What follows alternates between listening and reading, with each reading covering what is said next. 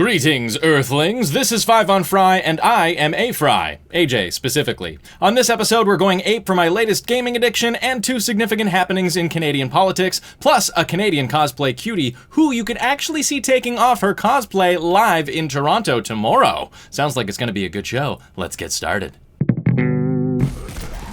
So here it is, my latest gaming obsession, OverWatch, and this is just a bit of in-game capture from, well, a previous game that I played. I'm playing as a character named Reaper. There are 21 characters to choose from, and they all have various abilities that complement the other players on your team. It is a competitive game, but it's all about cooperating with your team in order to, to win the game.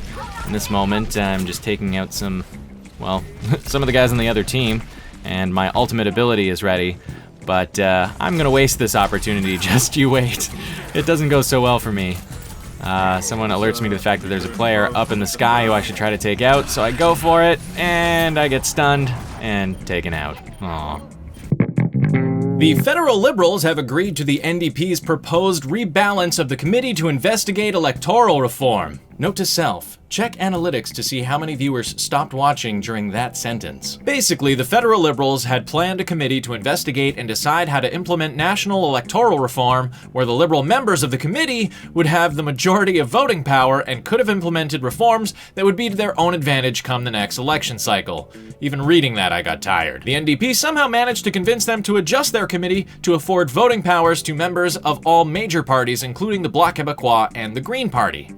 Personally, I'm relieved because if the point of electoral reform is to afford all Canadians better representation in our democracy than our current first-past-the-post system does, it's important to include input from all the parties on how we move forward. Earlier this week, the Federal Conservative Party voted to update their policy book with recognition and acceptance of gay marriage. The vote passed 1,036 to 462. So when your staunchly conservative Uncle Stephen thinks your fabulous Uncle Justin shouldn't marry his boyfriend Tom, there's a 70% chance it's just because he's hoping that Justin will get back together with his ex Jack. And just a 30% chance that he's a bigoted homophobe who hasn't had the chance to get to know a gay person to realize that their love isn't a personal threat to their masculinity, sexuality, or way of life. Anyway, congratulations on joining the 21st Century Conservative Party of Canada. Little suggestion for your next order of business: hire a comedy writer to work with your interim leader, Rona Ambrose. Joking that Justin Trudeau is a woman while trying to argue that your party is progressive for women is funny, but not in the way that you intended. Also, Trudeau literally just elbowed a female MP in the breast, and you couldn't figure out a way to call him a tit instead? You don't even need a setup to make calling someone a tit funny. It's funny on its own. Watch. Hey, Justin Trudeau, you're a tit! Try it. I don't know about you guys, but it was a bit of a shocking week. I discovered that basically all of my friends and relatives on social media are also experts on zoology, apes, and parenting. Honestly though, people seemed angrier over this gorilla incident at the Cincinnati Zoo than the Chinese foreign minister fielding questions about his country's human rights abuses. Seriously though, I've read that if you're trying to declutter your home, it's a good idea to consider if your possessions give you joy or not. And if they don't give you joy, and they don't serve any practical purpose, then get rid of them and you'll be happier. By the same token, if you're going to post a comment online, why not ask yourself, is this comment going to help anyone, or will it bring joy to anyone? If the answer is clearly no to both questions, then your comment probably isn't worth the time it takes to type it out. Note to self: rewatch that last part the next time you're considering getting into a political argument with a family member on Facebook.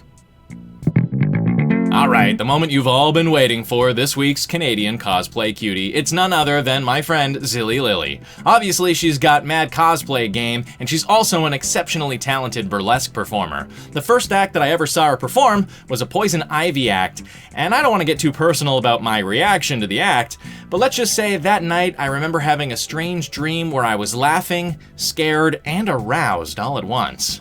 Yeah, I got too personal, didn't I? Sorry about that.